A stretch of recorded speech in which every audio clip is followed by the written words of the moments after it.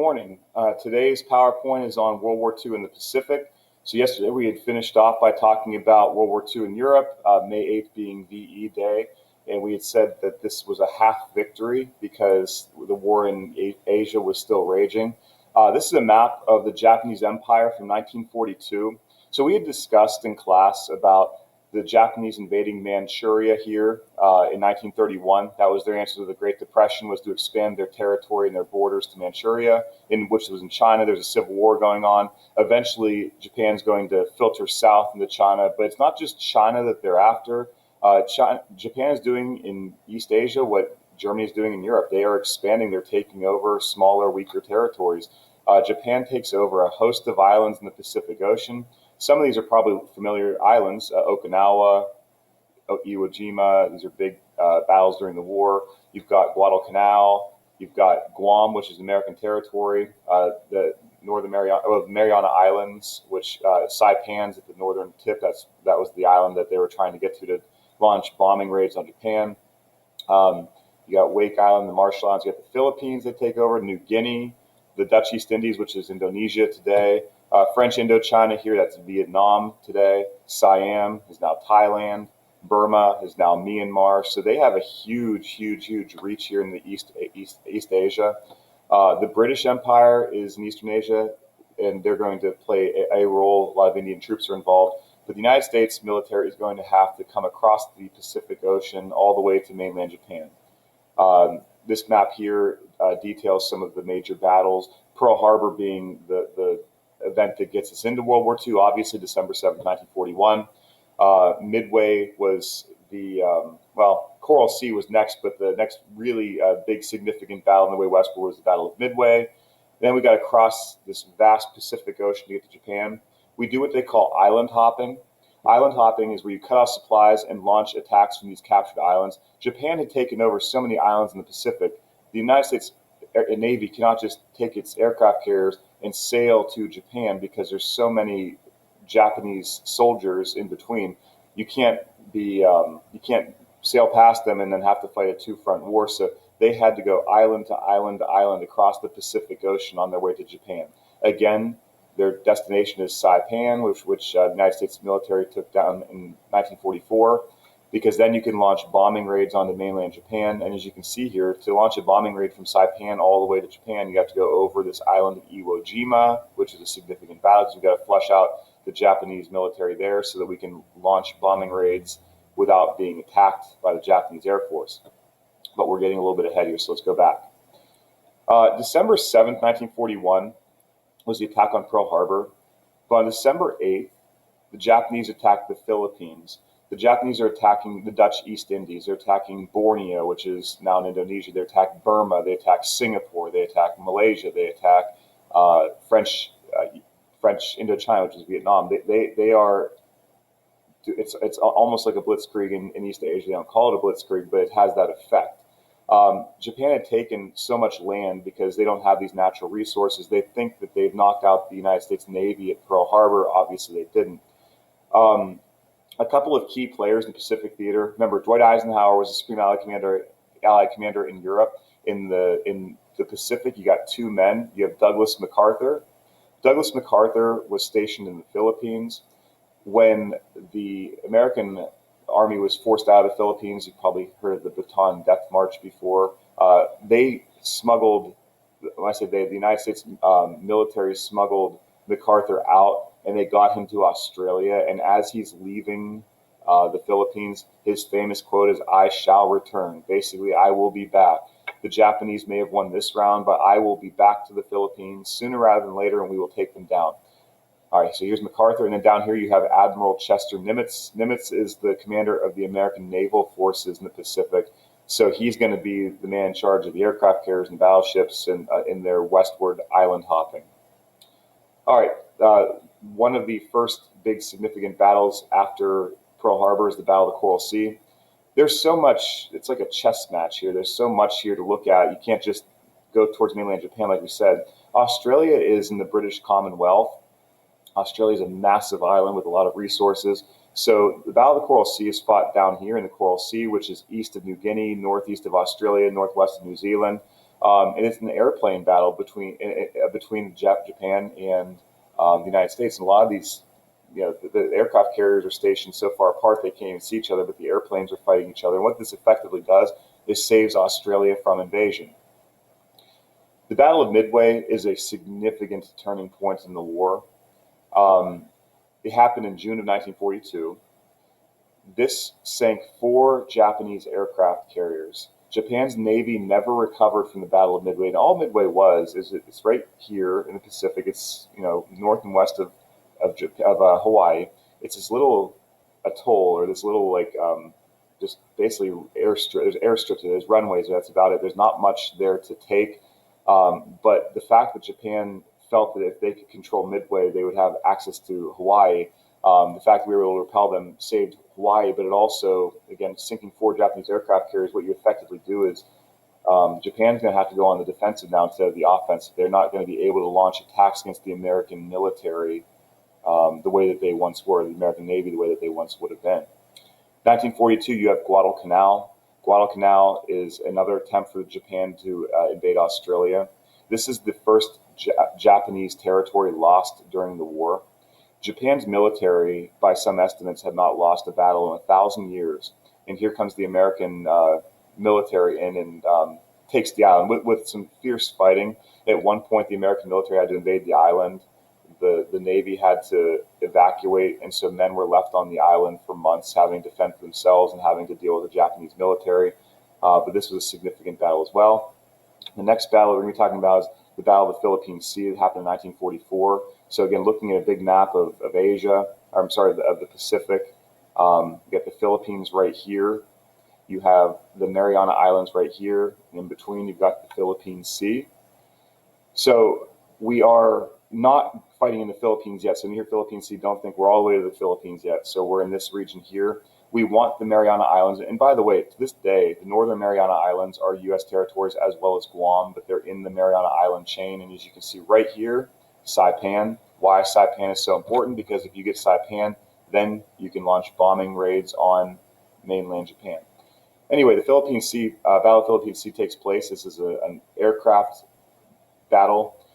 They call this the Great Mariana Turkey Shoot. So I have never personally been on a turkey shoot, but apparently there were so many, the casualty of the airplanes that were destroyed, it was so disproportionate pro-United States. The United States just absolutely devastated the Japanese Air Force in this battle in the middle of the Philippine Sea. They said it was like shooting turkeys. It was just like, you saw a Japanese plane, it was toast. It was a significant victory, and this all but knocked out the Japanese Air Force and their Navy's ability to stop the American advancement. So they tried at Midway, they try again here at the Philippine Sea. So now you can see next stop is going to be Saipan. All right, in Saipan, this to me is a very, very, very, very sad affair. The Japanese people were taught that the Americans were going to brutalize them, rape, torture, murder, all these horrible atrocities. If the United States were to take over the island, this is what the punishment is going to be. There were instances of teenage boys in killing their mothers and their sisters because they were afraid of what the American soldiers would do to them. At Saipan, there were over 1,000 civilians who jumped off of cliff sides to their deaths to commit suicide because they believed that this would bode well for them in the afterlife, because they're dying for the glory of their emperor, because they were taught that the emperor of Japan, Hirohito, is a godlike figure, and that dying for his cause was a righteous affair. There were Americans the Americans would set up camps on the island of Saipan. There were people that spoke Japanese that were speaking into bullhorns, telling the Japanese people that the Americans were not there to brutalize them; they were there to liberate the island and to. But it didn't work out for many civilians on the island.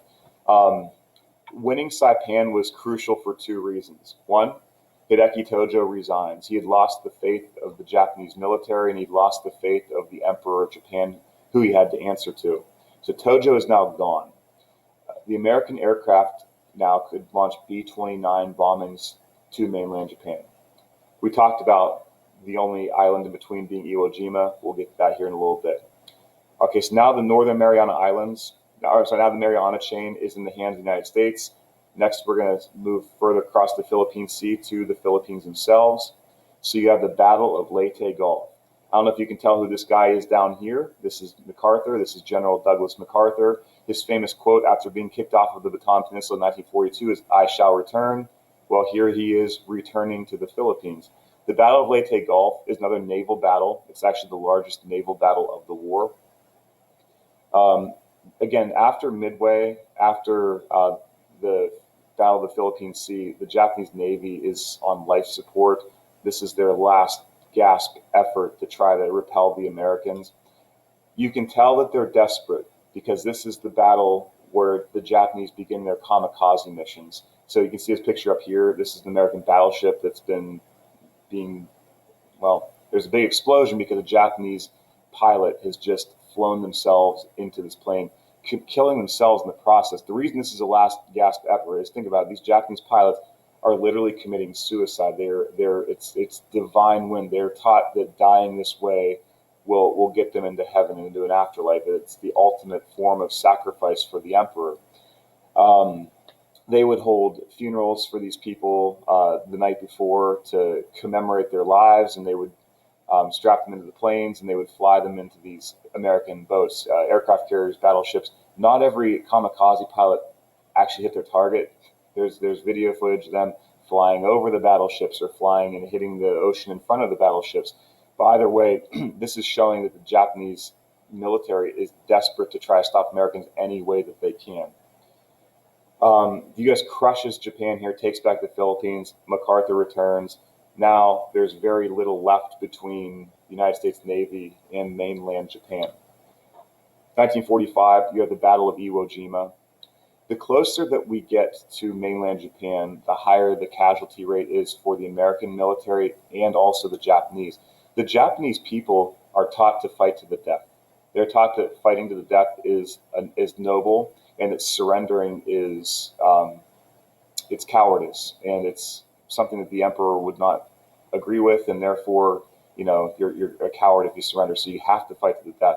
So the number of Japanese people who die, civilians and military, in these battles on the way to mainland Japan is absolutely devastating. But just to give you an idea here on the map where we are, you got Iwo Jima right here. We talked about Saipan being the destination to launch battles in mainland Japan, or air missions to mainland Japan. In between is Iwo Jima. There was runways here. It was all about runways. These islands that we're attacking, there are airstrips where aircraft can take off and land to launch bombing missions. So we have to make sure the Japanese are not able to attack us. So after Iwo Jima, you saw the flag raising there at Mount Suribachi. Now you have Okinawa. Okinawa is off the southern coast of Japan. So you have 20,000 casualties at Iwo Jima. You have 75,000 American casualties at Okinawa. And again, the casualty is dead or wounded. Not all these people died, but being wounded in battle is also significant. We're going to defeat Japan for their air bases. Again, all the runways that are in Okinawa. Now there is literally nothing between the United States and mainland Japan. So the plan here is that we're going to invade mainland Japan. We're going to do amphibious landings like we've done at Anzio, like we've done at D-Day, like we've done on all these islands across the Pacific on our island hopping. But America in 1945, we've really lost our stomach for this war. World War II is remembered as the good war, as the greatest generation, and people that had to make supreme sacrifices to ensure that we defeated the Japanese. But that doesn't mean that Americans wanted this war to go on forever. Think about it. Back in the United States, there's rationing of goods. There's women taking on these factory jobs. There's women who got married to men right before they left for war.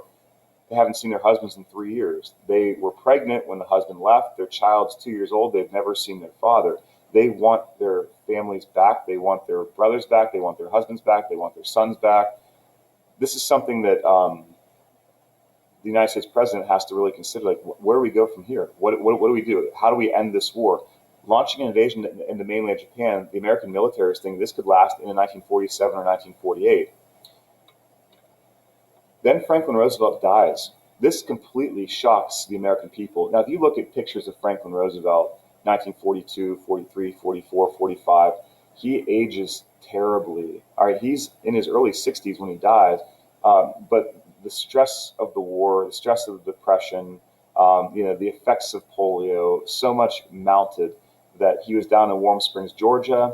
He went to bed one night with a massive headache, and he never woke up.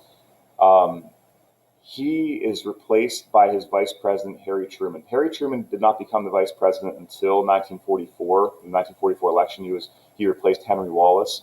Harry Truman and Roosevelt had only met several times. They'd only actually sat down and dealt with policy several times. They had almost no communication with each other. Truman didn't know much, if anything, about the Manhattan Project. And if you recall, the Manhattan Project is the America's attempt to build an atomic bomb. It was begun in 1940. So the United States begins launching firebombing missions to Japan. We're demanding unconditional surrender of the Japanese military. That means you surrender without any terms. Okay, we surrender. You tell us how it's going to go from here. So we firebomb Tokyo, kill 83,000 people. Japan still won't surrender. So we talk about the atomic bombs, Hiroshima and Nagasaki. Those were catastrophic, but so are these firebombing missions. These are like napalm. These are gasoline bombs that they're designed to blow up and to spread fire. The U.S. is planning an invasion of Japan because these firebombing missions aren't working. But in the summer of 1945, at Los Alamos, New Mexico, there's an atomic bomb test. Harry Truman, I shouldn't say he likes what he sees, but he realizes that this could be the way to end the war quickly. So J. Robert Oppenheimer, who was the head of the Manhattan Project, actually asked the American government not to use the bomb against Japan. Many of the scientists who were involved in the Manhattan Project denounced the use of the bomb. A lot of them regretted their decision to work on the bomb. Not to say everybody. Many people felt this bombing was necessary. We can look at the morality of using the bomb another day, but just the facts here. August 6, 1945, Hiroshima, Japan is bombed. Is it with an atomic bomb from the Enola Gay airplane? 200,000 people die. Not all instantly. A lot of them die because of complications from exposure to radiation, severe burns, things of that nature. We're looking for the Japanese government to unconditionally surrender. They don't surrender. 3 days later, on August 9th, 1945, there's a second atomic bomb on Nagasaki, Japan.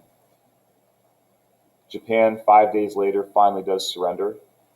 And then September 2nd, 1945, we celebrate VJ Day. It's Victory in Japan Day. That's when the official surrender occurred.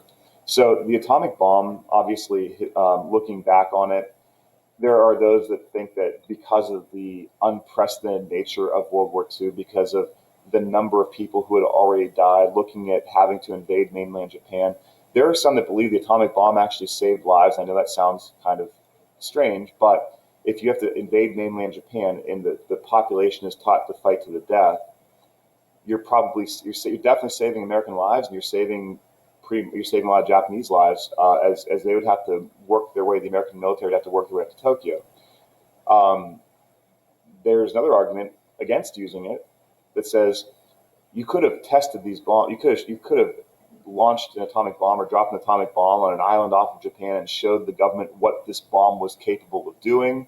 That by taking so many civilian lives, you were setting a bad example of how to properly engage in war. The debate rages on about the morality of using an atomic bomb. These are the only two instances in history where an atomic bomb was actually used in warfare. So another argument to be made was, had the bomb not been dropped in 1945, another country would have probably used it in war going forward. We're not here to argue the morality. We're here to talk about what happened, so we can do that another day. All right, this is a very famous picture after VJ Day of a returning serviceman just grabbing the first nurse that he sees and giving her a kiss. So this is called Kissing the War Goodbye, and if you've noticed, this is also in my classroom. They didn't know each other, by the way. All right, let's look at the effects of World War II, the death count. Now, I've talked to you in class about death count can be tricky because it depends on what source you're looking at for the number of people who died. So researching this again last night, the numbers have changed even since I started teaching 13 years ago as to how many people we attribute to death in World War II. When I was teaching 12, 13 years ago, the numbers I saw were between 50 and 72 million. The numbers I was looking at yesterday, they were saying between 70 and 85 million. They look at military deaths, they look at civilian deaths, and they look at deaths caused by things like famine. Governments obviously were not able to operate the same way during World War II. There were a lot of either failed policies or people who got left behind because production had to be shifted to the war, or resources had to be shifted towards the war versus to consumer goods. So I'm using 70 million for class just because it's a nice round number. It's at the lower end of the estimates I was looking at yesterday, but we'll go 70 million for your quiz.